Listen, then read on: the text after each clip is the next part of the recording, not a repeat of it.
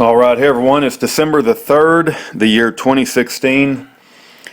I got my first letter from Jason Gerhard, Gerhard.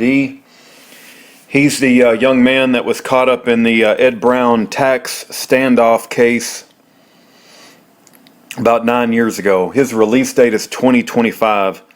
He was a very young man, and I wrote him a letter. And he wrote me a letter back, and I don't know what we're fixing to get into. We'll find out together.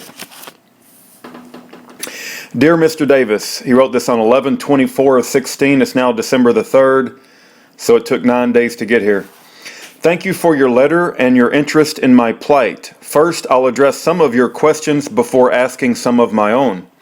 Number one, yes, I do have access to the email system, but I prefer to write letters. The system charges by the minute, whereas a letter allows for reflection and a more thoughtful response at no extra cost. Hopefully you don't find this too annoying. Number two, my official charges were, count one, conspiracy to prevent officers of the United States from discharging their duties, 18 U.S.C., looks like section 372. Count two, conspiracy to commit offenses against the United States, 18 U.S.C. 371, 111 A1 and 3. Count 3, accessory after the fact, 18 U.S.C. Section 3. Count 4, carrying, using, and possessing a firearm in connection with a crime of violence, 18 U.S.C. Section 924 C1A and B. The fifth count I beat at trial, which was the same as count 4, but with an explosive device, and carried a 30-year mandatory minimum. Number 3, I've heard of the CMUs. Actually, my co-defendant, Riley, I think he's referring to Danny Riley, was in one. Number 4, have I been mistreated? Okay, I think I asked him if he's been mistreated. By the BOP or the DOJ in general? The BOP won't allow my twin brother to visit me if that is a mistreatment. He did a tour in Iraq, was in the Coast Guard, and now works for Sikorsky. I don't want to mention the name of the place. Maybe he wants to keep it private. Needless to say, he has no record. That's amazing that his own twin brother can't visit him. That doesn't make any sense to me. All right, number 5. Out of all the major religions, I suppose Christianity is the closest to my heart. My main concern is with the many revisions done to the Bible, although I do believe in the Creator and the power of prayer. Well, if he's concerned about the revisions done to the Bible, then him and I are passionately in agreement on that. And that's why I believe that the King James Bible is the perfect, inerrant, inspired words of the living God, and all the other revisions are full of error. So I'll have to send him some King James only material. A couple of years ago, I read The 12th Planet by Zecharia Sitchin. He translated the ancient clay of tablets of the Sumerians. What I found interesting and inspiring is that certain Bible stories are obtained within them, such as Noah's Ark. Obviously, the names are different, but the essence is the same. I don't want to drag on about this, but what Sitchin claimed back in the 70s is that there was another planet in our solar system with an orbit of 3,600 years. Because this is what the tablet said, recently it has been demonstrated that something fitting the bill exists. See Discover magazine pages. And he did include some Discover magazine pages in the letter that he sent to me. And my point, basically that our history is an amazing story that perhaps we'll never get to the bottom of, though I never hope to stop learning. Number 6, several times I've tried to read the Bible but would get stuck and or confused and put it down. In county jail pre-trial, I went to a Bible study group. Not opposed, just not exactly in the right mindset yet. Number 7, there is a website, www.americanpoliticalprisonersalliance.info. That has some of my writing and case info on it. Very good. Let me read that again. www.americanpoliticalprisonersalliance.info. So we'll check that out. I just learned about that. Number 8. Right now I'm pretty good considering the circumstances, so I don't really need help personally. There are a few worthwhile ideas I have for improving the prison system that could use help in being implemented, though. Now it's my turn to ask you a couple of questions. Smiley face. How did you find out about Ed and Elaine? You know, that's a good question. I would have to guess it was probably a YouTube comment.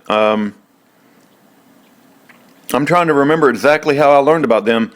I can't recall exactly, but I'll have to, you know, when I answer him, probably was a YouTube comment as I was advocating for Schaefer. Somebody probably mentioned Ed and Elaine Brown.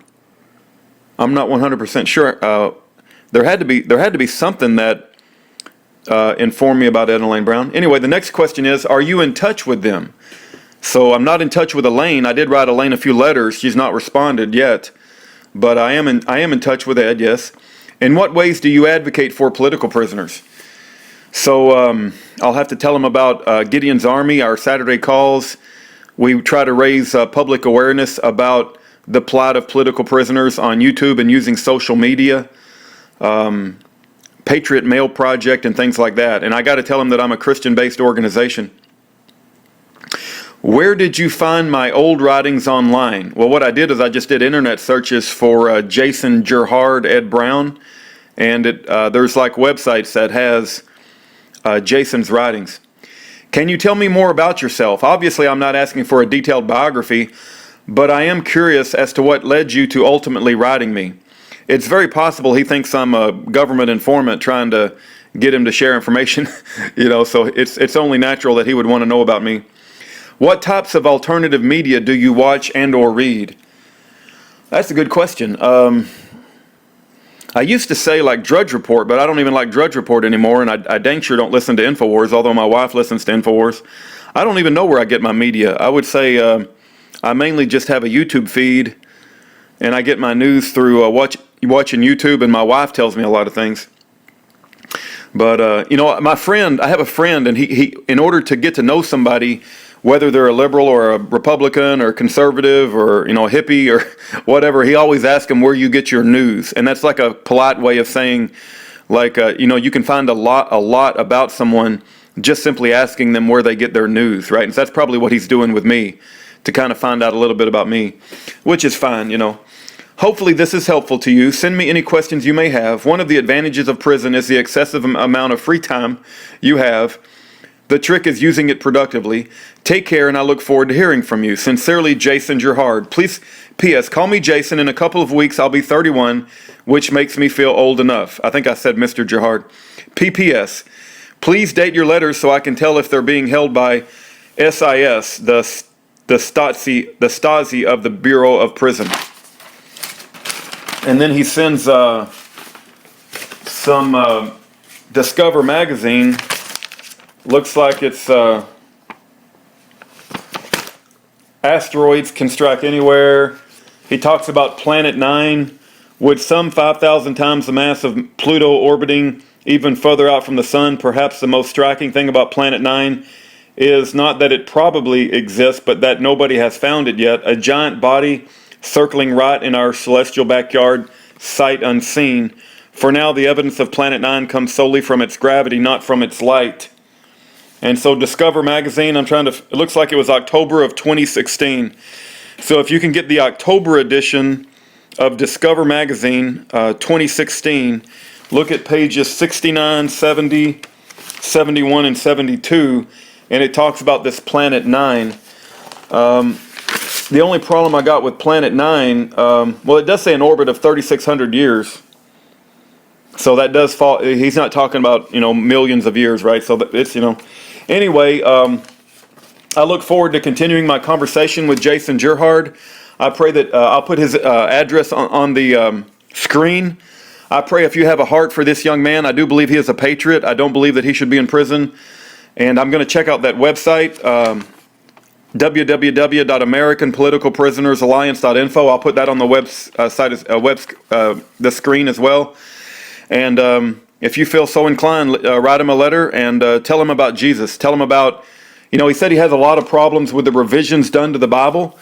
And that's why we need to send him some information about how the King James Bible is the preserved word of the living God for English-speaking people, because it sounds like he has a problem with all these different revisions. And I got a ton of books I can send him about King James only, so that he knows he can hold God's word in his hand and he don't have to worry about mankind changing the Bible.